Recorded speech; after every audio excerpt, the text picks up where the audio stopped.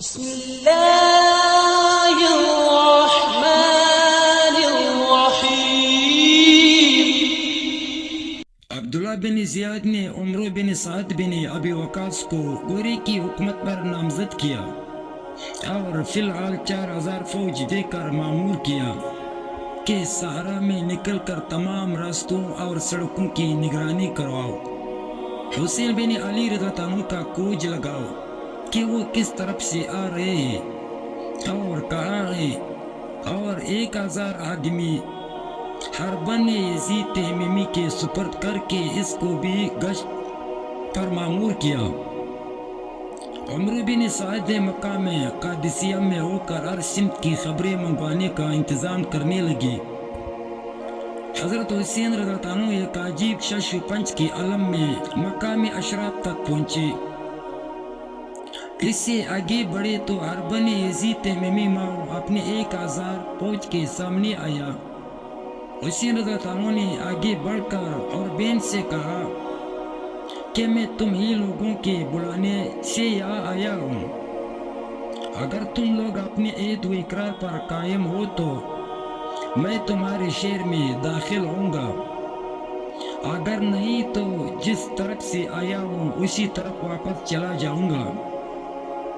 حربن نے کہا کہ ہم کو عبداللہ بن زیاد کا حکم ہے کہ آپ کے ساتھ رہیں اور آپ کو اس کے سامنے زیر حراست لے چلے۔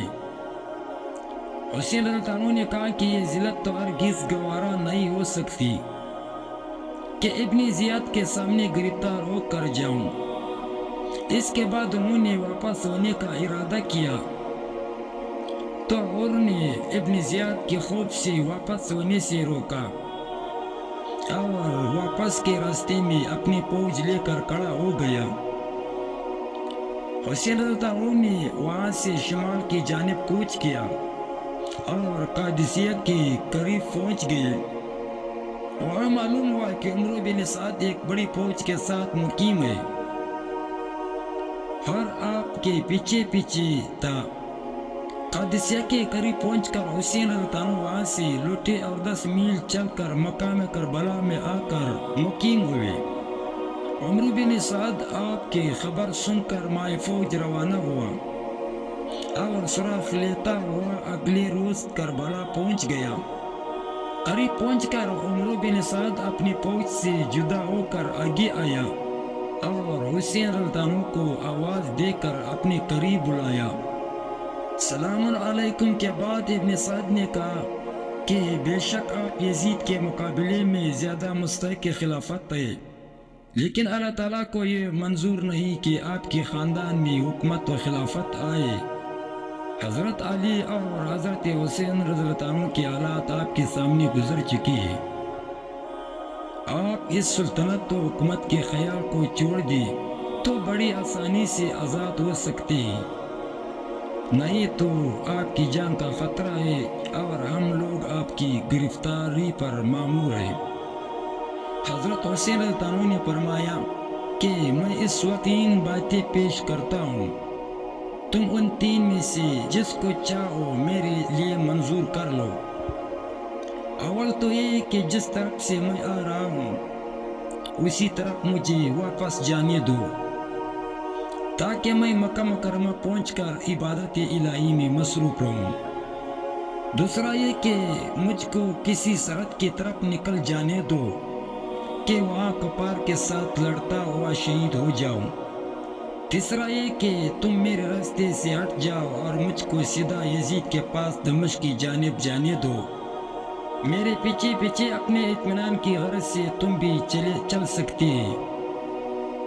میں یزید کے پاس جا کر براہ راست اسے اپنا معاملہ اسی طرح طے کر لوں گا جیسا کہ میرے بڑے بھائی حضرت حسن رضی اللہ عنہ نے امیر معاویہ رضی اللہ عنہ سے طے کروایا تھا۔ عمرو بن سعد نے یہ سن کر بہت خوش ہوا اور کہا کہ میں بطور خود کوئی پختہ جواب آپ کو اس معاملے میں ان باتوں کے متعلق نہیں دے سکتا، میں ابھی عبداللہ بن زیاد کو اطلاع دیتا ہوں، یقین ہے کہ وہ ضرور ان میں سے کسی ایک بات کو منظور کر لے گا۔ عمرو بن سعد بھی اسی میدان میں خیمہ زن ہو گیا اور ابن زیاد کو یہ تمام کیفیت لکھ کر بھیجی۔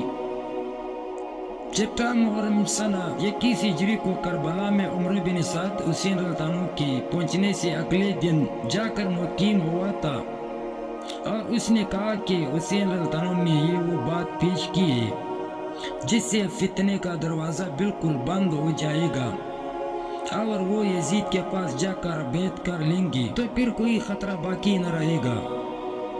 لیکن شمرزی الجوش اس کے پاس موجود تھا۔ اس نے کہا کہ اے امیر، اس وقت تجھ کو موقع حاصل ہے کہ تو حسین رضی اللہ عنہ کو بلا تکلیف قتل کر دی، تجھ پر کوئی الزام عائد نہ ہوگا، لیکن اگر حسین رضی اللہ عنہ یزید کے پاس چلے گئے تو پھر ان کے مقابلے میں تیری کوئی عزت و قدر باقی نہ رہے گا، اور وہ تجھ سے زیادہ مرتبہ حاصل کر لے گا۔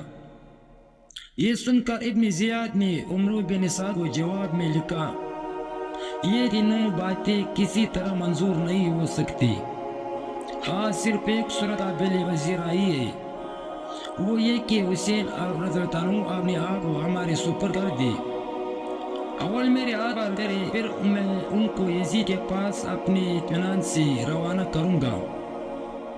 اس جواب کے آنے پر عمر بن سعد نے حضرت حسین رضی اللہ عنہ کو اطلاع دی اور کہا کہ میں مجبور ہوں، ابن زیاد خلافت یزید کے بیت اول اپنے ہاتھ میں چاہتا ہے اور کسی دوسرے بات کو منظور نہیں کرتا۔ حسین رضی اللہ عنہ نے کہا کہ اس سے تو مر جانا بہتر ہے، میں ابن زیاد کے ہاتھ پر بیعت کر لوں۔ ابن سعد اس کوشش میں مصروف تھا کہ کسی طرح دشت و خون نہ ہو،